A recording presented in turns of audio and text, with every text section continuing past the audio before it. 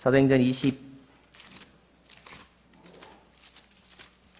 22장 1절에서부터 10절까지의 말씀인데요. 제가 여러분에게 읽어드리도록 하겠습니다. 형제들과 어르신 되시는 동포 여러분, 이제 내가 해명하는 것을 잘 들어주시기 바랍니다. 그들은 바울이 히브리 언어로 말하는 것을 듣고는 이내 조용해졌습니다. 그러자 바울이 계속 말했습니다. 나는 길리기아 지방의 다소에서 태어난 유대 사람이지만 이 도시에서 자랐습니다. 나는 가말리엘의 지도 가운데 우리 조상들의 율법으로 엄격한 훈련을 받았고 오늘 여기 모인 여러분 못지않게 하나님께 대한 열심이 있었습니다. 그래서 나는 이 도를 따르는 사람들을 죽이기까지 핍박하며 남녀를 가리지 않고 모두 잡아다가 감옥에 집어넣었습니다. 그것은 대제사장과 모든 공회원들이 증언할 수 있을 것입니다. 나는 심지어 그들로부터 다메섹에 있는 형제들에게 보낼 공문을 얻어냈고 그곳에 있는 신자들을 붙잡아 예루살렘으로 데려와 처벌받게 하려고 다메섹으로 떠났습니다. 내가 다메섹에 가까이 다다르자 정오쯤 됐는데 갑자기 하늘에서 밝은 빛이 내 주위를 둘러 비추었습니다. 내가 땅에 풀썩 쓰러졌는데 한 음성이 내게 말씀하시는 것이 들렸습니다. 사울아, 사울아, 내가 왜 나를 핍박하느냐? 내가 물었습니다. 주여, 당신은 누구십니까? 그분이 내게 대답하셨습니다. 나는 내가 핍박하는 나사렛 예수다. 나와 함께 있는 사람들은 빛은 보았지만 내게 말씀하시는 분의 음성은 알아듣지 못했습니다. 내가 물었습니다. 주여, 내가 어떻게 해야 합니까? 주께서 말씀하셨습니다. 일어나 다메섹으로 들어가거라. 거기서 내가 할 일을 모두 일러줄 것이다. 네, 아멘. 10절 말씀까지 함께 봉독했습니다. 함께 고백할까요? 이는 주님의 말씀입니다.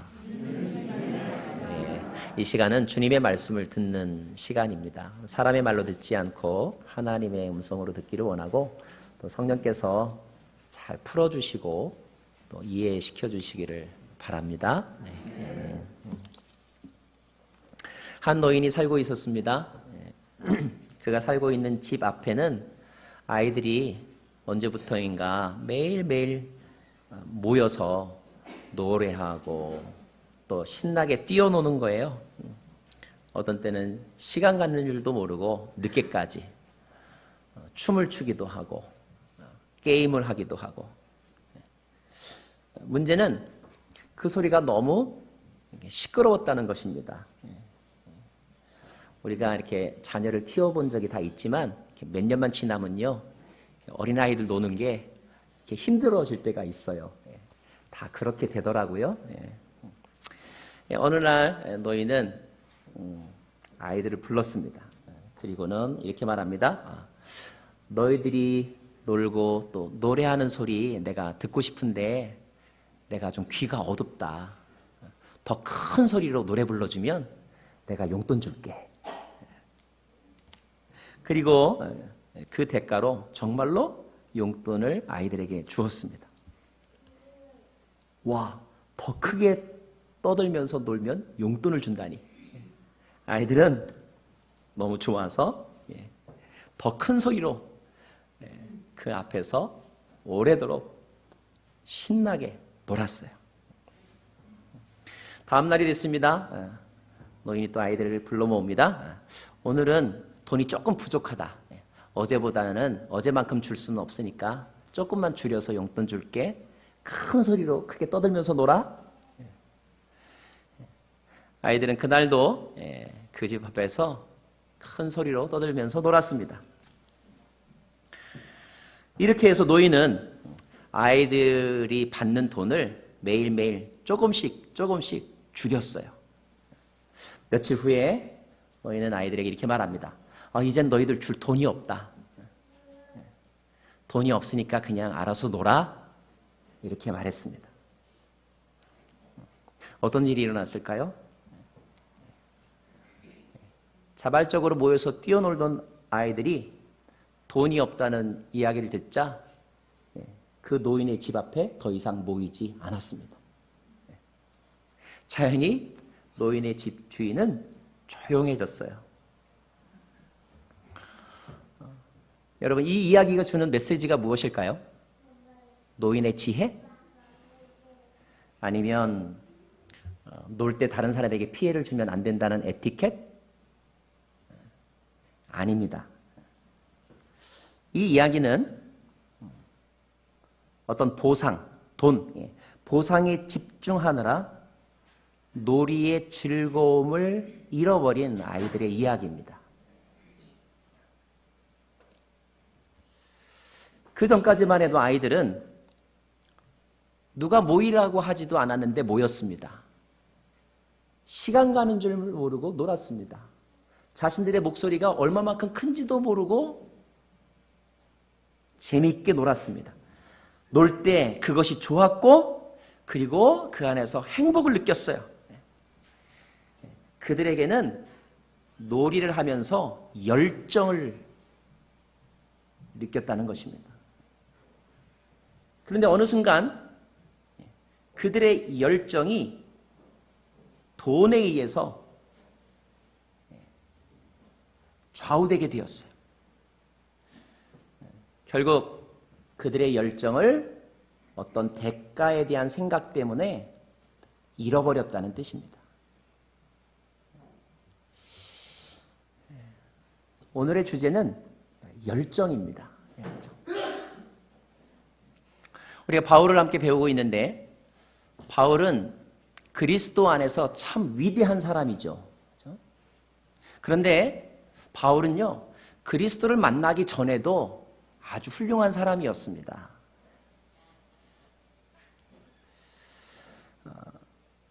바울을 보면, 그리스도를 만나기 전에 바울을 한번 생각해 보십시오. 사회적으로 인정받는 사람이었습니다.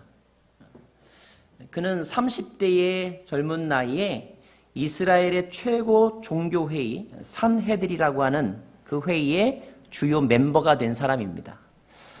요즘으로 하면 국회의원쯤 되는 그런 자리에 오른 사람이 바울입니다. 어떻게 해서 그 자리에 오를 수 있었을까? 젊은 나이에. 그의 이력서를 좀 살펴보면 우리가 알 수가 있는데요. 먼저 그는 베냐민 지파 출신입니다. 베냐민 지파는 이스라엘의 첫 번째 왕 사울의 가문입니다. 물론 그 다음에 왕을 다윗 가문에게 넘겨주어서 더 이상 왕이 나오지는 않았지만, 그러나 베냐민 지파의 후손들은 이스라엘의 첫 번째 임금이 자기 집안 사람이었다는 것에 대해서 프라이드가 있었어요. 그래서 바울의 원래 히브리식 이름이 사울이었지 않습니까? 사울 임금을 생각해서 지은 그런 이름입니다. 학문적으로는 가말리엘이라고 하는 학파의 제자입니다. 당시 가말리엘이라고 하는 사람은 최고의 학자였고 그리고 존경받는 그런 스승이었어요. 종교적으로는 유대교의 바리새파 출신입니다. 이 바리새파 교인이 되는 것은 쉽지 않았어요. 일주일에 2번씩 금식을 해야 됐고 모세오경을 외워야 했고 금욕적인 삶을 살아야만 했습니다.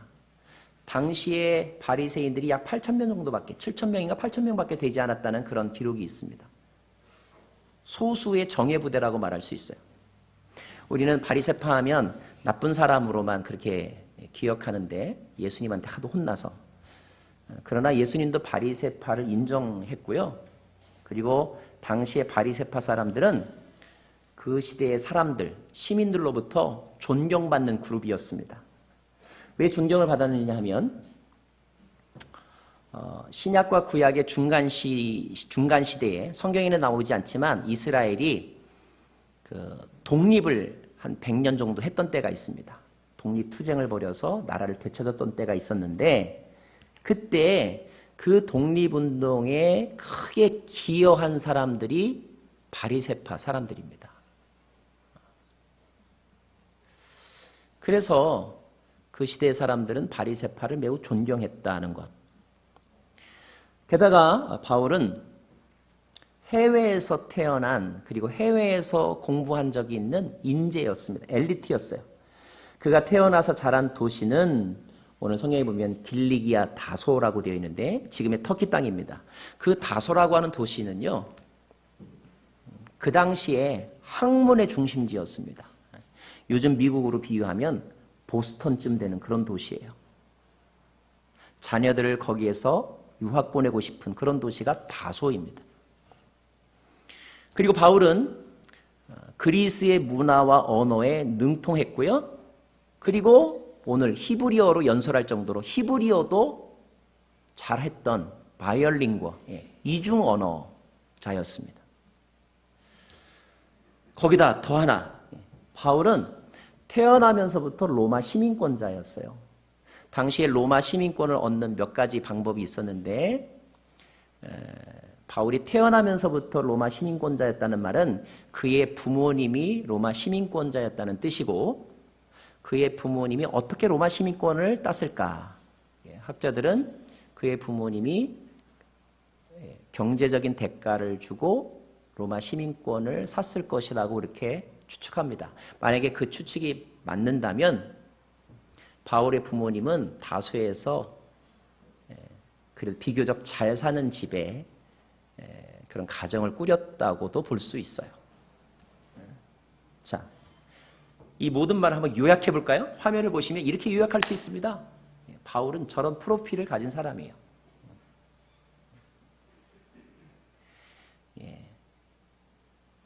요즘 말로 하면 스펙이 아주 좋은 사람이고요.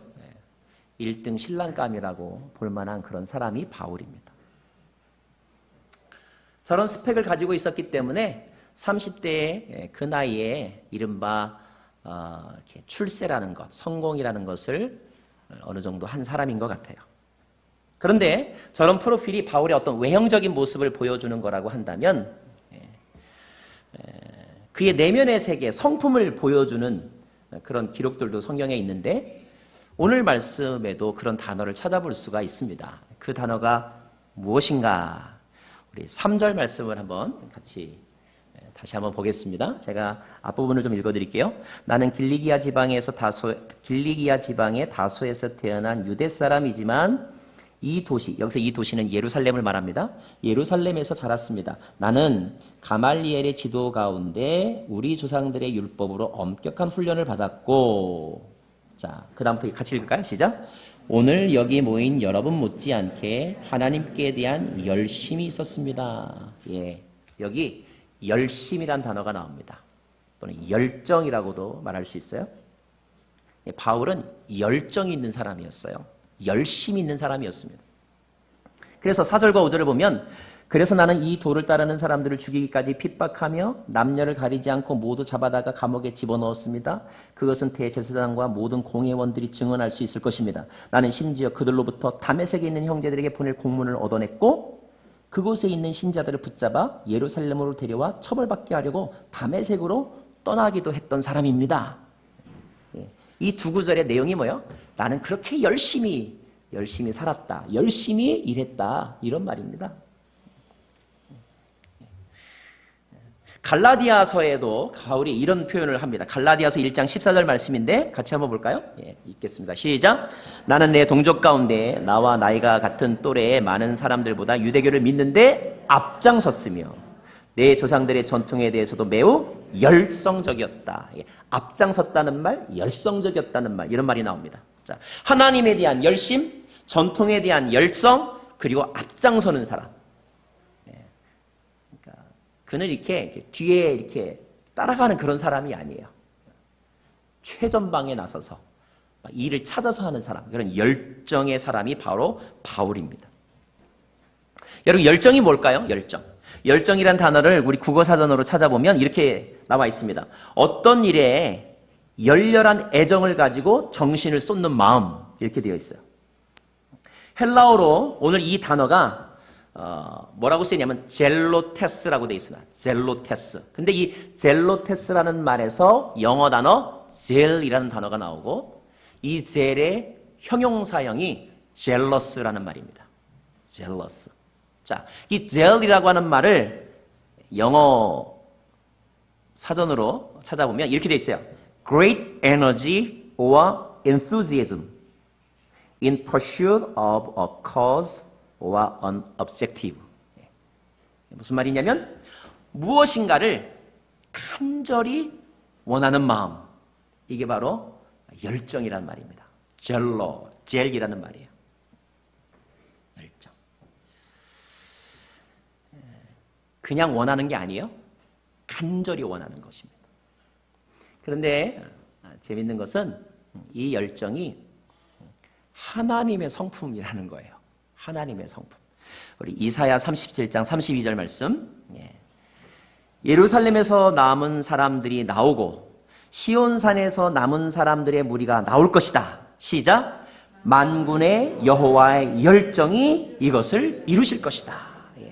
여호와의 열정이란 말이 나옵니다. 하나님에게는 이런 열정, 간절한 마음이 있다는 거예요.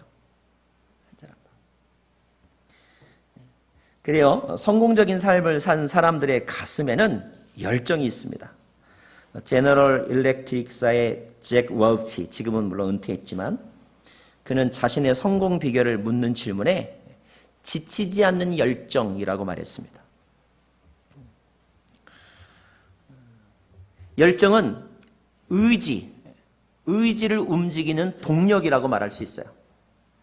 열정은 해야 하는 일을 하고 싶은 일로 바꾸는 것입니다. 해야 하는 일을 하고 싶은 일로 바꾸어주는 것이 열정이에요. 세상에 꿈을 꾸는 사람은 많습니다. 그러나 꿈을 가진 것만으로는 안 돼요. 간절하게 원하고 이를 위해 집중할 때 그 꿈이 이루어지는데 그것이 바로 열정입니다. 열정이 얼마나 중요하냐면 예수님도 이 열정을 테스트하는 질문을 하셔요. 네가 원하느냐? 정말로 원하느냐? 이것은 열정을 물어보는 것입니다. 또 서신서를 보면 열심을 내어 주를 섬기라. 열심을 강조하고 있어요. 마음을 다하여 뜻을 다하여 마음을 다하고 뜻을 다하고 힘을 다하여라는 말을 한 단어로 바꾸면 열정적으로 하라 이런 말입니다. 열정은 그만큼 중요한 거죠. 열정을 가진 사람은 표시가 납니다. 열정이 있는 사람은 가슴이 뜨거워요. 또 열정은 전염됩니다. 그래서 열정이 있는 사람들 속에 들어가면 자기도 모르게 막 가슴이 다시 뛰는 것을 느낄 수 있어요. 열정 있는 사람은 하는 일을 즐거워합니다. 누가 보느냐 보지 않느냐 상관하지 않아요. 돈이 되느냐 돈이 되지 않느냐도 중요하지 않아요. 우리는 그런 모습을 예술 지망생들에게서 봅니다. 엄마 나 미대 갈래요. 야 미대 가면 돈이 나오냐? 돈이 안 나와도 예술가의 스피릿을 가진 사람은 그 일에 뛰어듭니다. 그게 열정이기 때문에 그래요.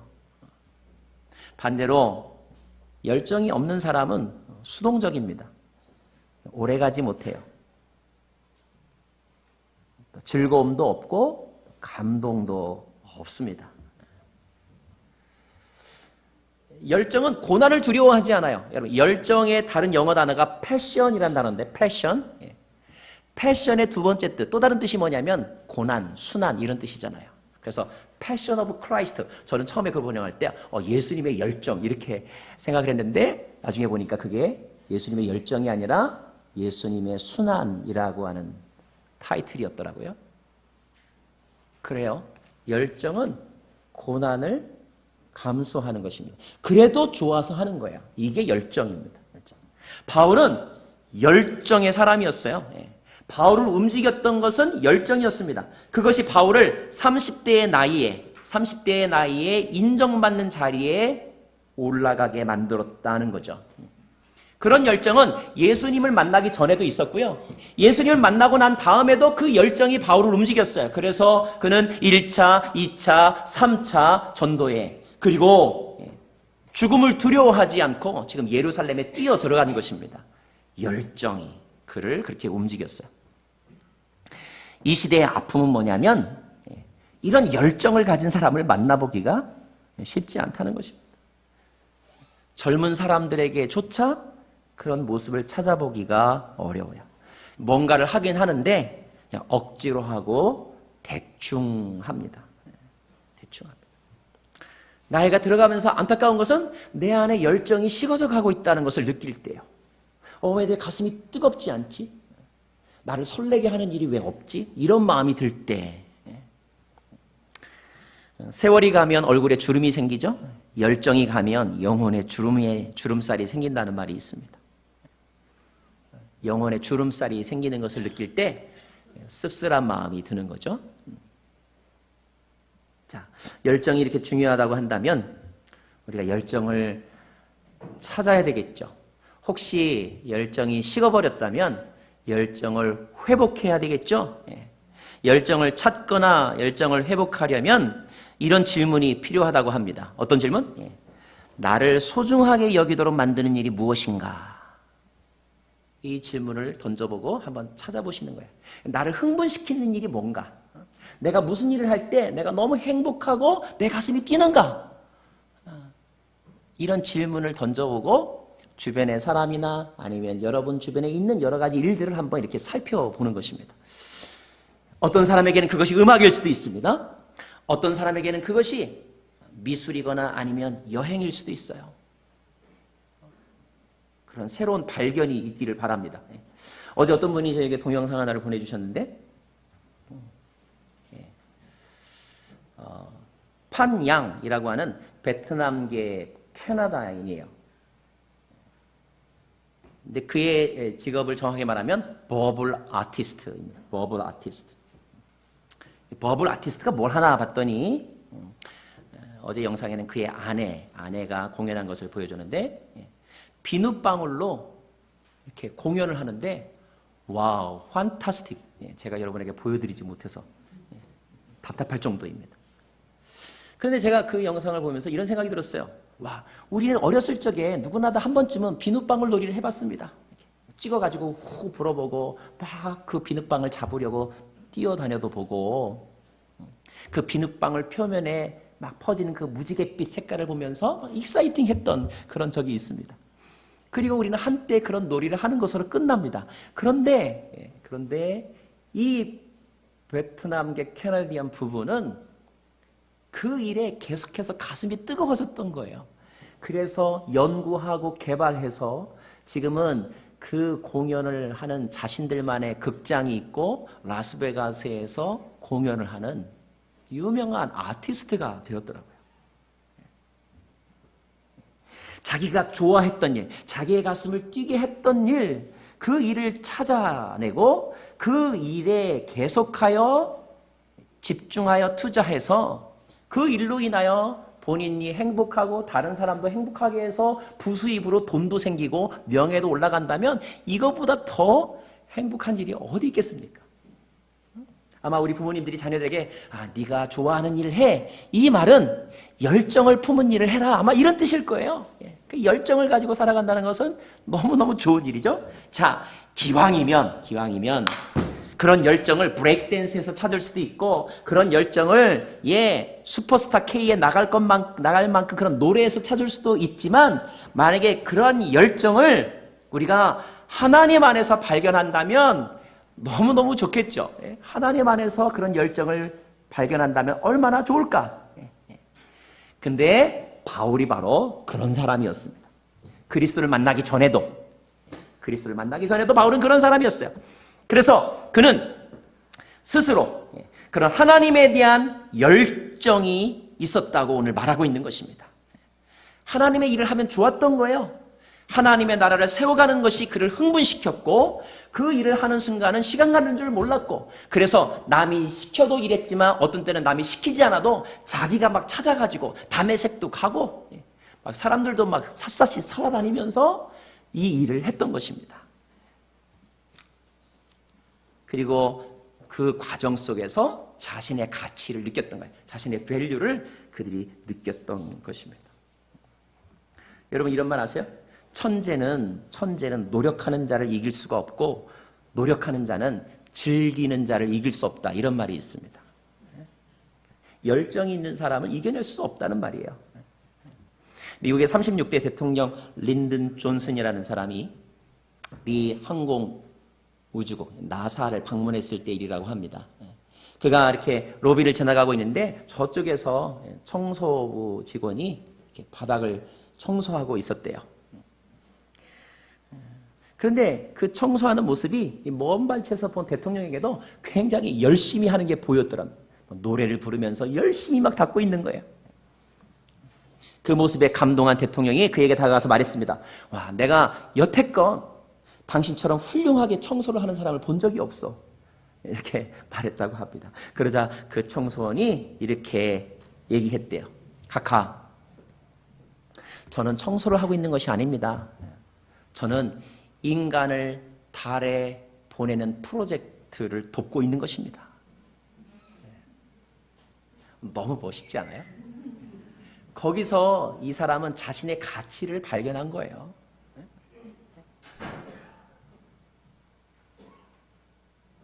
우리 안에 그런 열정이 있다면 얼마나 좋을까? 여러분, 오늘 이제 끝나고 나면 우리 저쪽에 가서 점심 식사, 한 끼 식사할 건데요. 한 끼 밥 먹는 일이다. 이렇게 생각하시지 말고요. 천국 공동체를 경험하는 자리에 내가 참여했다. 아마 그러면 다음 주 친교 서로 하고 싶어질걸요? 네. 공동체를 위해서 봉사하는 것을 나도 먹고 살기 힘든데 더 힘드네? 이렇게 생각하는 것이 아니라 이것은 하나님의 동역자가 되는 것이다. 벌써 이 가치가 다르지 않습니까? 하나님의 동역자가 되는 것은 천사들도 부러워하는 일이거든요.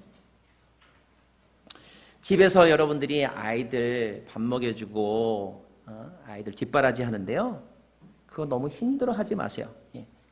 여러분은 어린애를 지금 돌보는 것이 아니라 미래의 지도자, 미래 이 세상을 구원할 수도 있는 지도자에게 투자하는 것입니다. 이렇게 가치를 새롭게 발견하면 가슴이 뜨거워지고 즐겁고 의미가 있는 거예요. 인생은 그렇게 살아야 쉬운 것입니다. 그렇게 살아야. 그런 열정도 하나님이 주시죠. 엠마오로 가는 제자들, 식어버린 열정을 가지고 가고 있었는데 예수님이 말씀해 주실 때 그들의 가슴이 뜨거워졌다고 하잖아요. 뜨거워졌다. 저는 오늘 여러분에게 그래서 간절한 저의 열정의 소원이 있어요. 뭐냐면 여러분 안에 열정이 회복되기를 바랍니다. 가슴이 뜨거워지시기 바라요. 뜨거워. 가슴이 뜨거워져. 가슴이 뜨거워지시기를 바랍니다. 자, 열정이 있는가?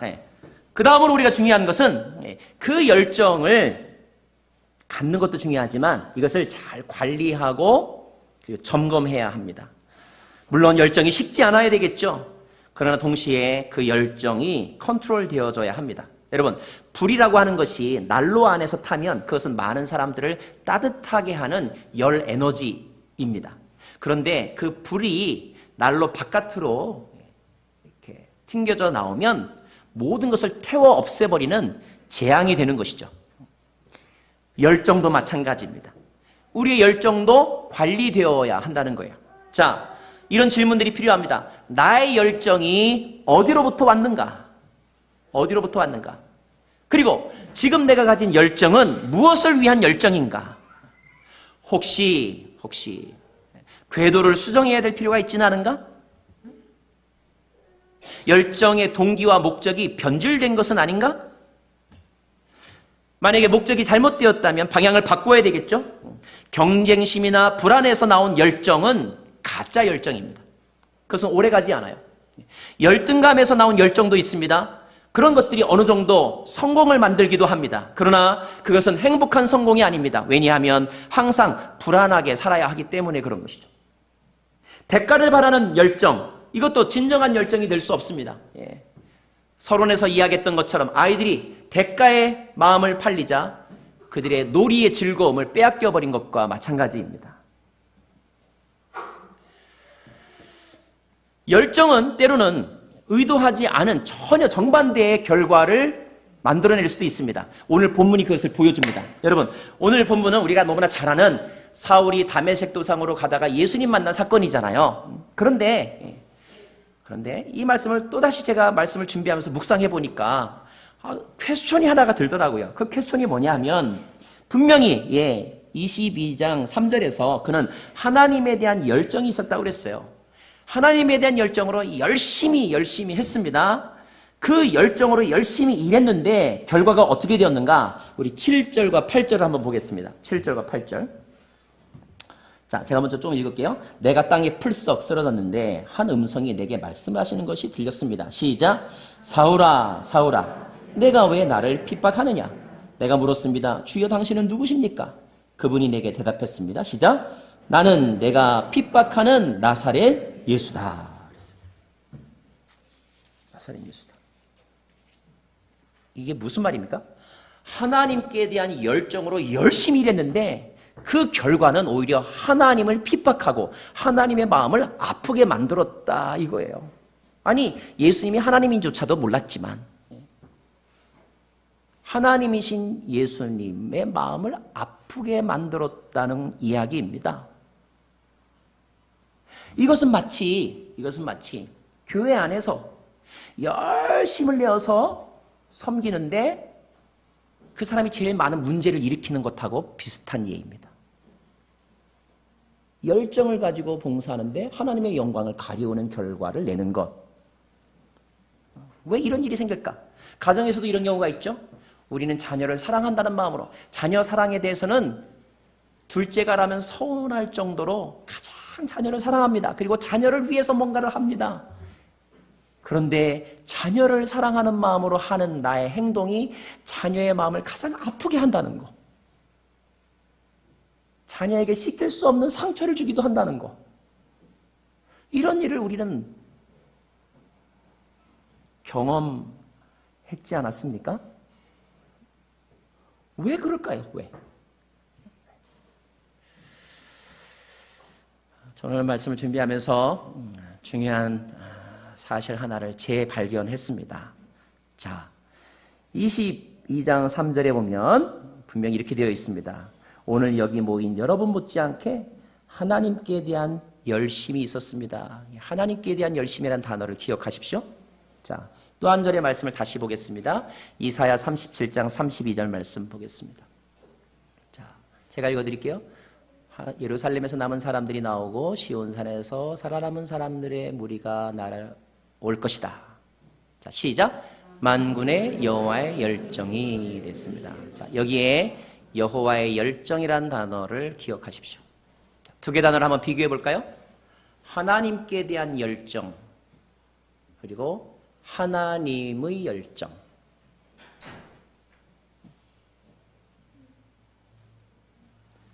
하나님께 대한 열정도 대단한 것입니다. 아주 훌륭하죠. 하나님을 위해서 하는 것이니까. 그런데 오늘 이 다메섹 사건은 우리 안에 하나님을 위한 열정이 있어야 되지만 그 하나님을 위한 열정이 하나님의 열정으로 바뀌어야 된다는 것을 가르쳐주는 사건입니다.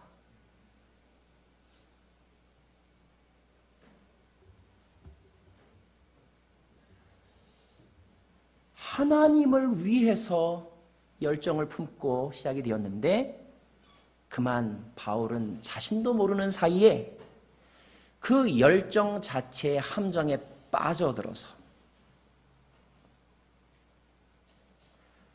하나님을 위한 나의 열정의 사람이 되었던 것입니다.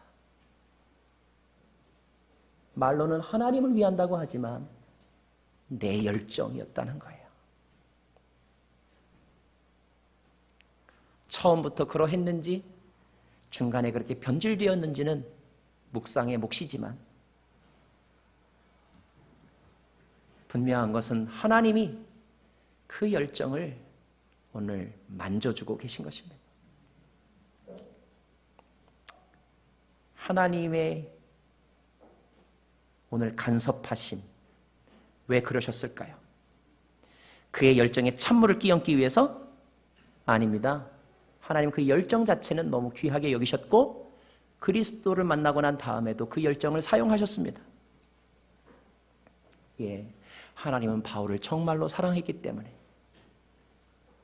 하나님에 대한 바울의 열정보다 바울에 대한 하나님의 열정이 더 컸기 때문입니다. 여러분의 하나님에 대한 열정보다 여러분을 향한 하나님의 열심이 더 크고도 놀랍습니다. 그것이 여러분을 변화시키는 것입니다. 변화시키기 위해서 지켜보고 계신 것입니다. 지켜보다가 간섭하시는 것입니다. 때로는 사건을 통해서, 때로는 말씀을 통해서, 때로는 묵상을 통해서 말씀하시는 것입니다. 컨설턴트라는 직업이 있잖아요. 사업하고자 하는 사람 또는 재능을 가진 사람에게 목표의 정당성,